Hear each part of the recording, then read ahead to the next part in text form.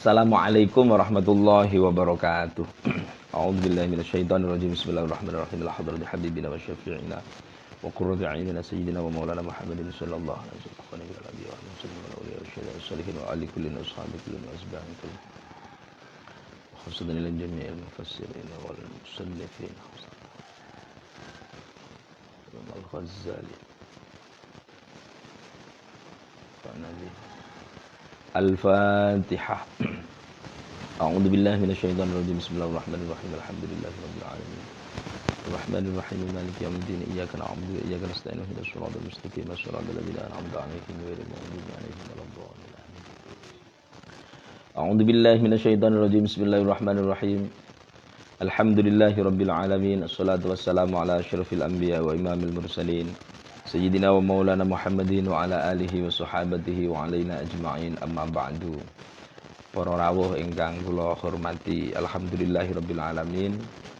Pengawasan pagi ini masih kita bisa laksanakan kitab Mau'izatul Mukminin. Nanti kita akan membahas masalah kitab Asrarit Thaharah halaman 11 bagi yang memegang kitab, dan mudah-mudahan ini tidak mengurangi kebermanfaatan, tidak mengurangi kita bertabarruk untuk tetap ngaji meskipun dalam kondisi semacam ini. Dan para rawuh, sampun saya sampaikan bahwa selama pandemi ini memang belum ada informasi untuk dilakukan atau dicabut, sehingga kita masih tetap ngaji secara online, ngaji secara daring. Bismillahirrahmanirrahim. Faqala al-musannif rahimahullahu ta'ala wa nafa'ana bihi wa bi'ulumihi wa a'adda alaina min barakatihi fid dunya wal akhirah. Amin ya rabbal alamin. Kitab Asrarit Thaharati utawi iki iku kitab jelasno masalah pira-pira sir utawa rahasia-rahasiane sesuci Thaharah. Qala ta'ala, dawuh sapa Allah Subhanahu wa ta'ala, ma yuridullahu liyaj'ala 'alaikum min haraj walakin yuridu liyutahhirakum. Ma yuridu mboten ngersakaken sapa Allah Gusti Allah liyaj'ala supaya yen to ndadekaken sapa Allah Subhanahu wa ta'ala 'alaikum ing atase sira kabeh min harajin saking kerupekan susah.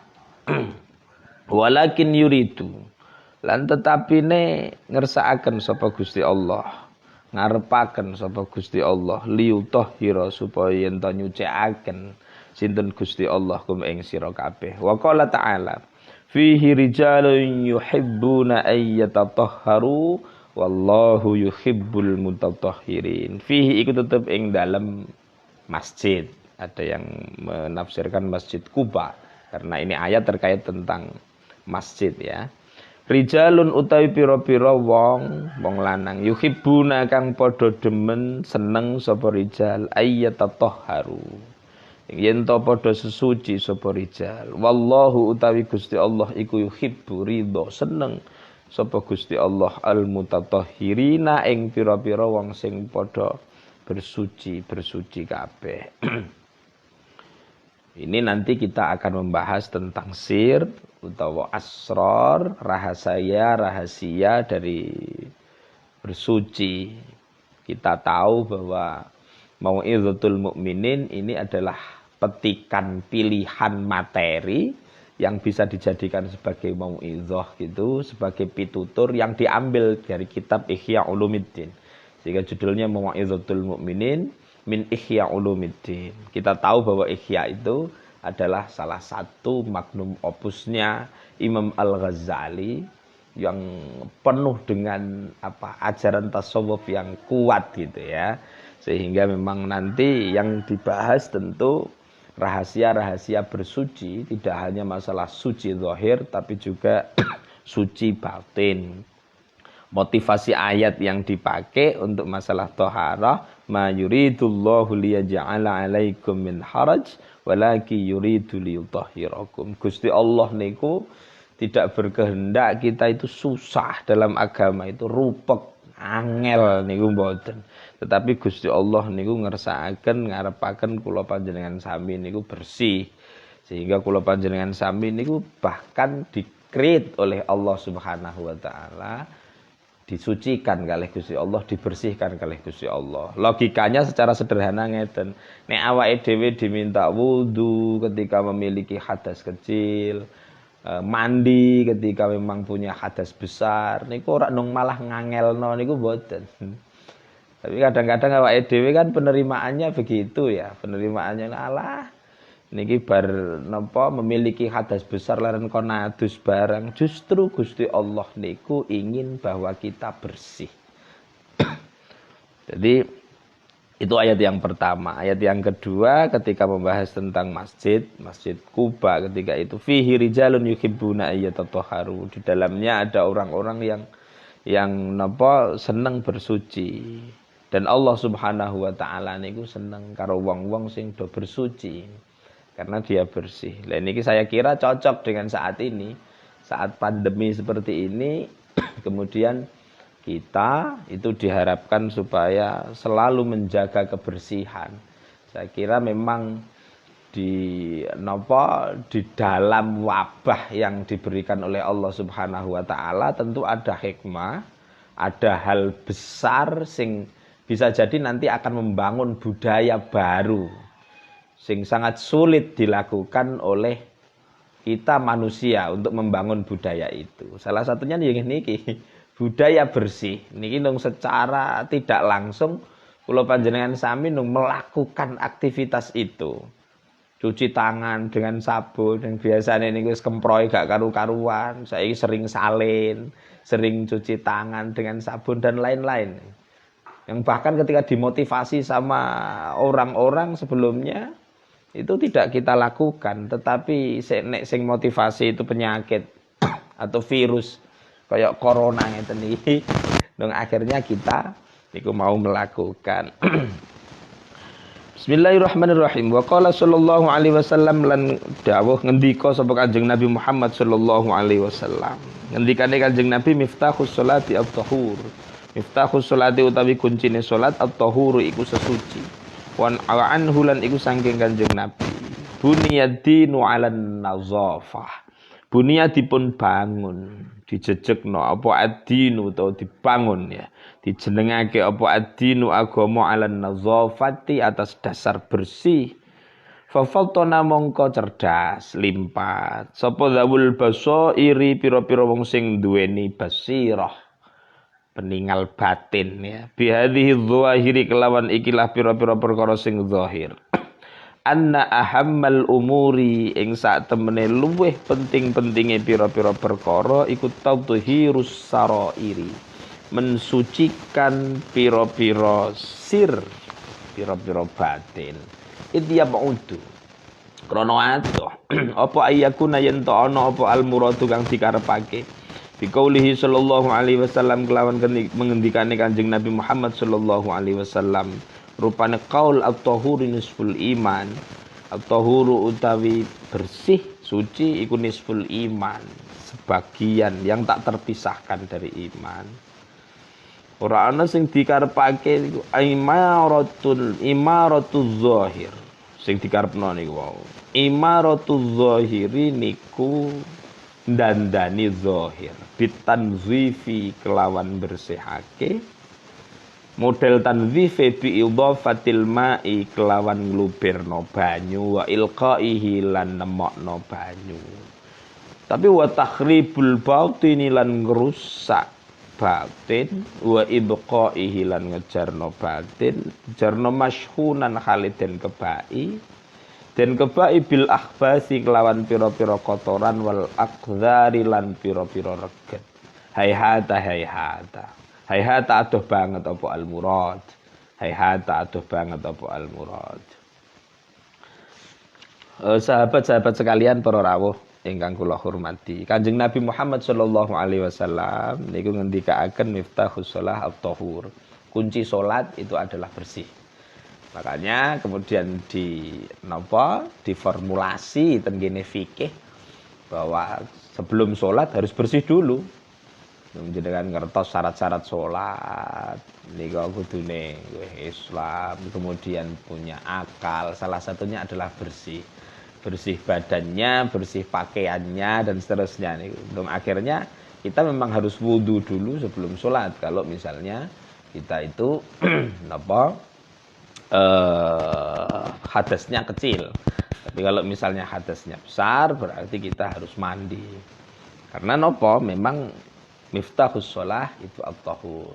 Bahwa kunci dari sholat itu bersih. Ya logikanya kalau misalnya kita itu sholat dalam kondisi tidak bersih, ya sama saja kita itu seperti masuk rumah tapi tidak bawa kunci.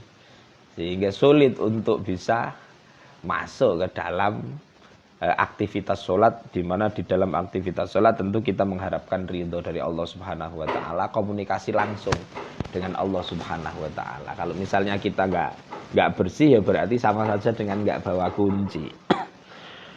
Dan Kanjeng Nabi Muhammad Shallallahu Alaihi Wasallam niku ngendikaaken bunyadinu ala nazafah. Agama itu dibangun atas dasar bersih. Dan kita sudah tahu bahwa Islam itu sangat diakui bahwa Islam itu agama yang paling bersih. Minimal kalau misalnya orang Islam itu kok gelem skala minimal saja melakukan ajaran Islam itu. Niku pasti sedina sewengi dhek wudu. Paling tidak wudunya ada 5 kali. Sehingga Islam itu agama yang sangat bersih dan itu sudah diteliti di mana-mana. Tetapi kemudian urusan bersih, urusan bersuci ini menyisakan berbagai macam pertanyaan gitu. Kira-kira bersih itu zahir saja atau sama batin? Nah, bagi orang-orang yang memiliki basirah itu orang-orang yang punya pandangan hati yang tajam ya, zabul basair. Dan ini memang pantas karena dalam diri manusia itu potensinya kan banyak.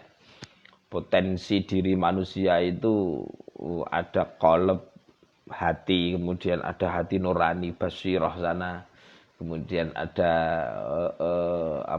fuad gitu ya, yang tidak bisa bohong itu fuad, maka dzabal fuad maro'a, sampai yang terdalam itu latifah softwarenya itu potensi diri manusia. Lah orang-orang yang memiliki basirah, orang yang memiliki penglihatan hati, mata hati yang tajam, itu kemudian dia berpikir ya, tentang kebersihan yang dimaksud oleh Kanjeng Nabi Muhammad SAW itu kebersihan yang mana, sehingga mereka mengatakan bisa jadi anak ahammal umur tadhhirus sarair. Bisa jadi memang yang paling penting tidak hanya bersih zahir, tetapi juga bersih batin. Karena ya Kanjeng Nabi kan menyampaikan at-tahuru syatrul iman atau at-tahuru nisful iman. Bersih itu bagian tak terpisahkan dari iman. Sementara keimanan itu pasti ada kaitannya dengan batin gitu kan. Sehingga bersihnya juga tidak mungkin kalau hanya bersih luar saja. Sementara misalnya luar dibersihkan, air dicari, air digunakan, sementara batinnya dibiarkan penuh dengan kotoran, ya tidak mungkin. Tidak seperti itu, kira-kira gitu. Makanya di dalam kitab ini kemudian dilanjutkan wat-thaharatu laha arba'u maratib. Wat-thaharatu utawi sesuci laha iku tetep kudu thaharah arba'u maratib utawi papat pira-pira martabat tingkatan derajat. Al martabatul ula utawi martabat sing pertama, tingkatan yang pertama iku tatuhiruz zahiri anil ahdas. Niku bersihno anggota zahir. Anil ahdasi saing pira-pira hadas. Wa anil akhbasi lan saing pira-pira khobat, najis, kotoran, wal fudolati lan pira-pira kotoran. Al martabatus saniyatu. Utawi martabat sing kaping pindho, tingkatan sing kaping pindho saing sesuci niku tatuhirul jawarihi. Niku membersihkan anggota-anggota lahir niki. Anil jaro imi saking melakukan perbuatan dosa kriminal, wal asami lan saking pira-pira dosa. Al martabatus salisatu utawi martabat sing kaping 3, tingkatan yang ketiga niku tadhhirul qalbi. Niku bersihno ati anil akhlaqil mazmumati saking akhlak al mazmumati kang den cela, diwodo, dicela. warradza'ilan bersihno saking sifat-sifat elek, asor, sifat-sifat rendah, al-mamqutati kang dibenduni. Al-martabatur rabi'atu utawi martabat atau tingkatan yang keempat niku tadhhirus sirri niku bersihno sir jeroan bersihno ati amma siwallahi sangking sesuatu siwallahi kang sakliyane Gusti Allah taala mahlur Allah.